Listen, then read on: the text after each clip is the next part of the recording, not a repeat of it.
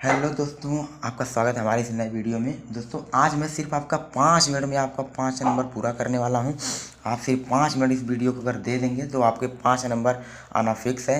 UP board exam के लिए अगर आप कक्षा 10 में हैं और आपकी बार 2026 में यूपी बोर्ड का एग्ज़ाम देने जा रहे हैं तो आपके लिए ये वीडियो बहुत ही हेल्पफुल होने वाली है। बहुत ही ज़बरदस्त वीडियो। दोस्तों जीवन परिचय तो सबको आता है, लेकिन लिखने का तरीका ही मैटर करता है कि आपको बोर्ड में कितने मार्क्स मिलेंगे।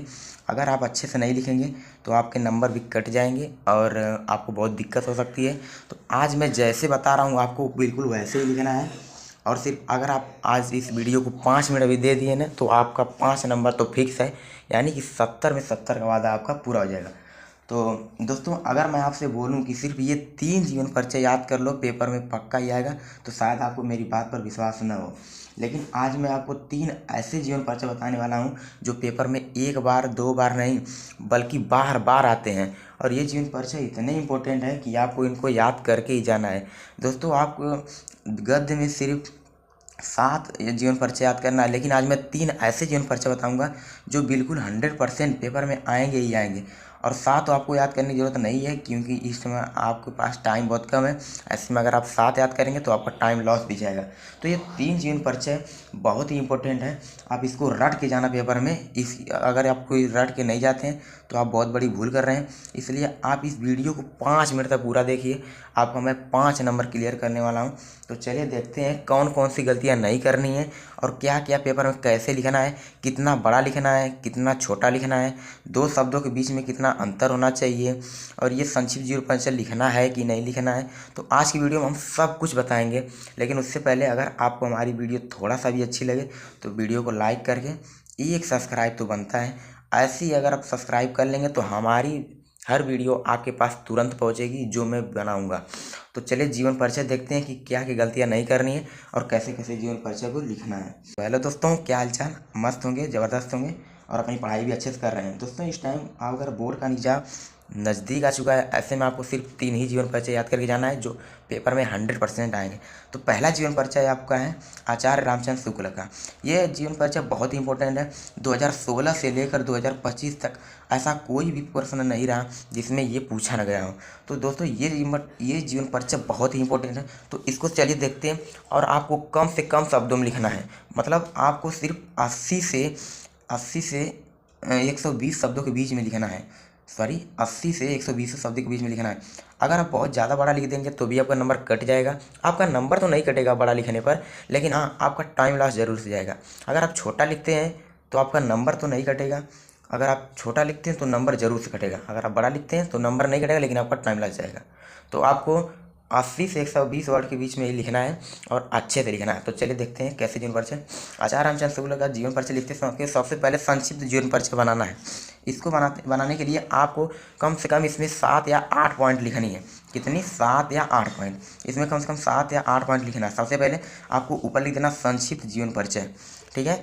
आपको बोर्ड में सिर्फ 2 ही पेन का यूज करना है, एक काली और एक नीली। आपको बोर्ड में सिर्फ 2 ही पेन का यूज करना है, एक काली और एक नीली। तो सबसे पहले आप उसका नाम लिखेंगे उन जिन लेखक का। तो नाम आचार्य रामचंद्र शुक्ल। जन्म आप लिखेंगे कि जन्म कब हुआ था, तो 4 अक्टूबर 1884 ईस्वी को।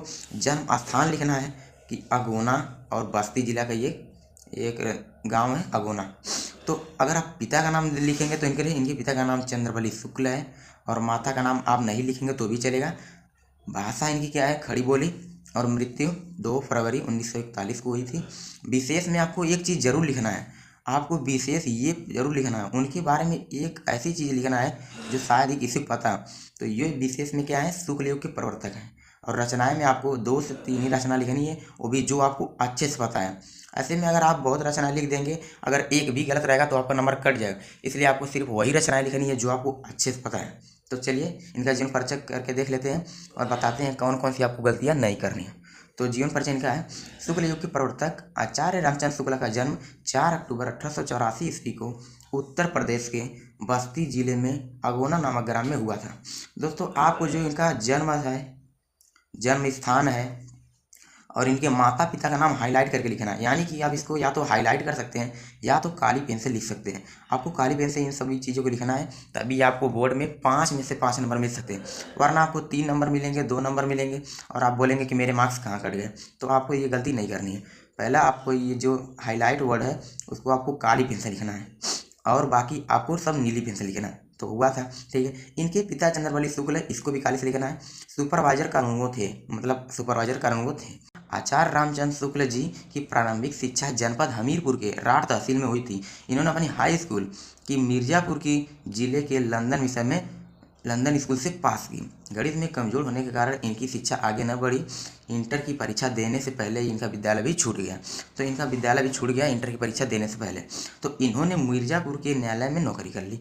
नौकरी करने के बाद लंदन मिशन स्कूल में चित्रकला के अध्यापक हो गए। यानी कि जिस स्कूल में इन्होंने पढ़ाई की थी उसी स्कूल में बाद में चित्रकला के अध्यापक भी हो गए। शुक्ल जी को हिंदी, अंग्रेजी, संस्कृत, बांग्ला जैसी भाषाओं का अच्छा ज्ञान था। मतलब इन्होंने यहाँ घर पे ही या फिर अच्छे टीचरों की मदद से अंग्रेजी, संस्कृत, बांग्ला जैसी भाषाओं का ज्ञान प्राप्त कर लिया था। शुक्ल ने 1908 ईस्वी में, आप इसको भी हाईलाइट करना जरूरी है वरना आपको नंबर कम मिल सकते हैं। अगर आप हाईलाइट करेंगे तो एग्जामिनर की नज़र सिर्फ इस पे ही पड़ेगी कि आप हाईलाइट करके रखे हैं अच्छे अच्छे वर्डों को, तो आपको नंबर पूरा मिलेगा। तो 1908 में हिंदी शब्द सागर, इन्होंने एक पत्रिका का भी संपादन किया था जिसका नाम है हिंदी शब्द सागर। ये कई बार MCQ में पूछ लेता है कि किस पत्रिका का इन्होंने संपादन किया था, तो हिंदी पत्रिका का, हिंदी शब्द सागर का संपादक के रूप में 19 वर्षों तक काशी नागरिक प्रचारी सभा में कार्य प्रारंभ किया। मतलब 19 वर्षों तक इन्होंने कार्य प्रारंभ किया और ये करते रहे। बाद में इनकी नियुक्ति हिंदी विभाग के अध्यक्ष पद पर हुई। बाद में हिंदी विभाग के अध्यक्ष भी हो गए। तो ऐसे ही आपको लिखना है, ये शब्द को आपको हाईलाइट करके लिखना है। और आगे थोड़ा सा देख लेते हैं, थोड़ा सा और है। तो आगे ये रहा, इसी पद पर कार्य करते हुए 2 फरवरी 1941 ईस्वी को इनका देहावसान हो गया। इतना ही आपको लिखना है, इससे ना ही आपको बड़ा लिखना है, आपको ना ही इससे छोटा लिखना है। मैंने गिने चुने वर्डों में 80 से 120 वर्डों में ये वीडियो बनाई है और ये वीडियो आपके लिए बहुत ही हेल्पफुल है। तो आपको इनकी रचनाएं लिख देना है। पेपर में सिर्फ एक रचना लिखने के लिए कहता है, लेकिन आप 2 रचना लिख सकते हैं, इससे आपको बहुत अच्छा लगेगा। लेकिन आपको वही रचनाएं लिखना है जो आपको अच्छे से पता है कि हाँ ये इनकी ही है। अगर आप दूसरा गलत लग देते हैं तो आपका 1 नंबर कट भी सकता है। भले आप एक ही लिखिए चलेगा, लेकिन जो भी लिखिए वो इनकी ही रचना होनी चाहिए। तो आप पहले रचना क्या लिख सकते हैं, सूरदास, और ये किस विधा की है, तो आलोचना विधा की है। अब दूसरा लिख सकते हैं त्रिवेणी, और ये किस विधा की है, तो ये भी आलोचना विधा की है। तो ऐसे ही आपको पेपर में लिखना है और क्या गलतियाँ नहीं करनी है। हमने आपको बताया कि आपको ऐसी गलतियाँ नहीं करनी है कि जो मैंने आपको बताया। जैसे पहला, ज़्यादा शब्दों में नहीं लिखना है, कम से कम शब्दों में लिखना है, कम से कम 80 से 120 शब्दों में लिखना है, ठीक है। और 2 शब्दों के बीच में ज़्यादा दूरी नहीं होनी चाहिए। आप देख सकते हैं इतना दूरी बहुत है।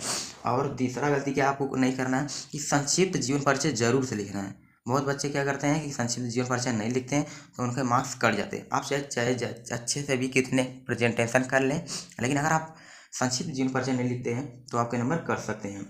और आपको सिर्फ 2 ही रचना ही लिखनी है।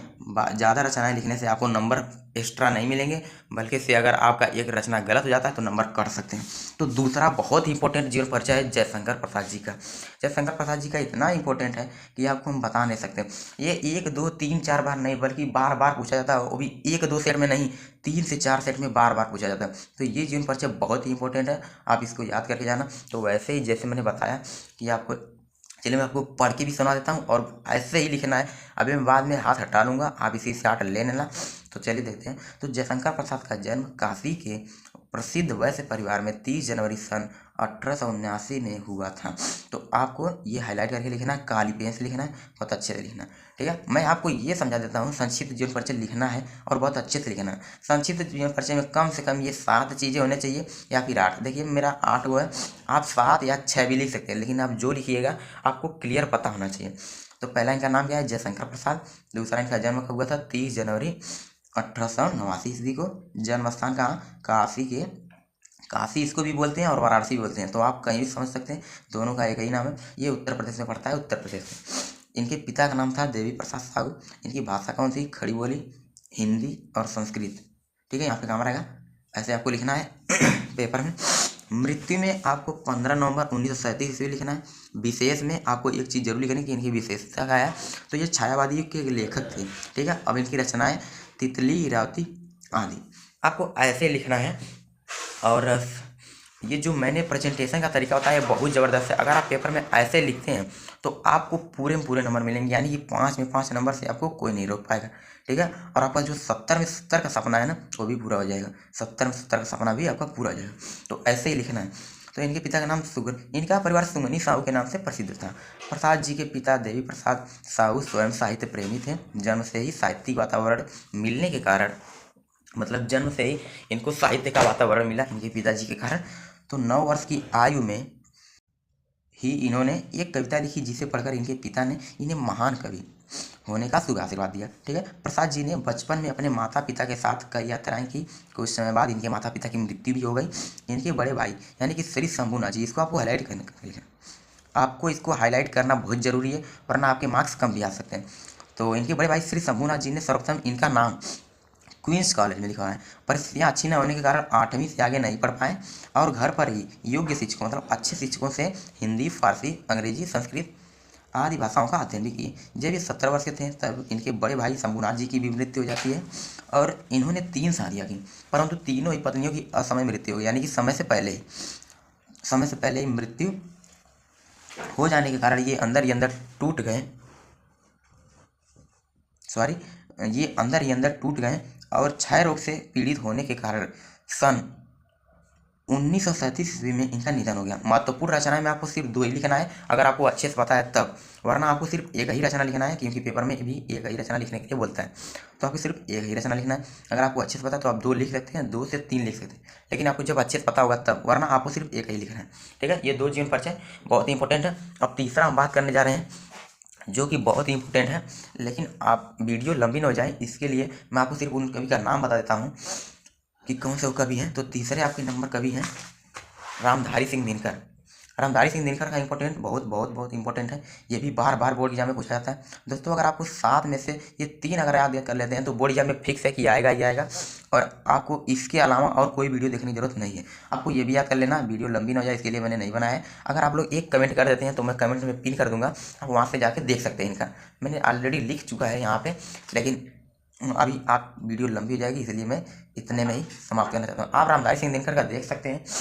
80 से 120 वर्ड में होना चाहिए, उससे ना ही बड़ा ना ही छोटा। मैंने 2 बताया भी है, आपको सिर्फ वैसे ही लिखना है।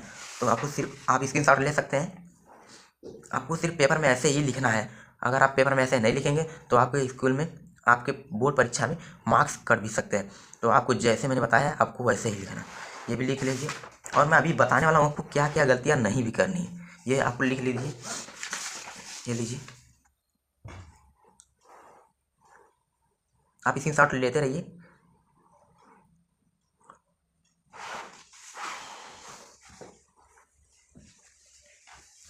तो आप देखते हैं कि आपको बोर्ड पेपर में कौन सी गलतियां नहीं करनी है। सबसे पहले आपको बोर्ड पेपर में 3-4 गलतियां नहीं करनी है, जो मेन रूप से आपको आता है। 3-4 गलतियां नहीं करनी, वो है क्या? पहली गलती, ज़्यादा बड़ा या ज़्यादा छोटा ना लिखें, पहली गलती हो गई। बहुत लोग बहुत ज़्यादा बड़ा लिख देते हैं, बहुत ज़्यादा छोटा। जब ज़्यादा बड़ा लिखेंगे तो आपको नंबर तो नहीं मिलेंगे, 5 ही में 5 ही मिलेंगे। ये नहीं कि आपको 6 नंबर मिल गए, 7 नंबर मिल गए, आपको सिर्फ 5 ही नंबर मिलेगा। और दूसरा, ज़्यादा दूर दूर ना लिखें और ना ही ज़्यादा पास पास लिखें, ज़्यादा दूर दूर भी नहीं लिखना। संक्षिप्त जी पर जरूर से लिखना है, ये बहुत इंपॉर्टेंट है, वरना आपको 2-3 नंबर ही मिलेंगे। तो महत्वपूर्ण बिंदु को काली पेन से लिखें। आपने मैंने बताया जो हाईलाइट पॉइंट है उसको काली पेन से ही लिखें। केवल 1 से 2 ही रचना लिखें जो आपको अच्छे से आता है, मतलब आपको जो अच्छे से आता है वही रचना लिखना है। अगर आप गलत लिख देंगे तो आपके नंबर भी कट जाएंगे, इसलिए आपको अगर एक अच्छे से पता है तो आप एक ही लिखिए। तो अगर दोस्तों आपको हमारी मेहनत थोड़ी सी भी अच्छी लगी हो तो इस वीडियो को एक लाइक ज़रूर कर दीजिएगा, और ये वीडियो अच्छे लोगों तक शेयर कीजिए, ताकि वो लोग भी अपने बोर्ड एग्जाम में 70/70 का सपना पूरा कर सकें। अगर आपको हमारी जैसी वीडियो और अच्छी लगी तो आप सब्सक्राइब हमें कर सकते हैं, ताकि मैं आपको डेली वीडियो अच्छी देते रहूँ और आप सिर्फ 2 महीने में ही अपना 95% का सपना भी पूरा कर सकते हैं। तो धन्यवाद।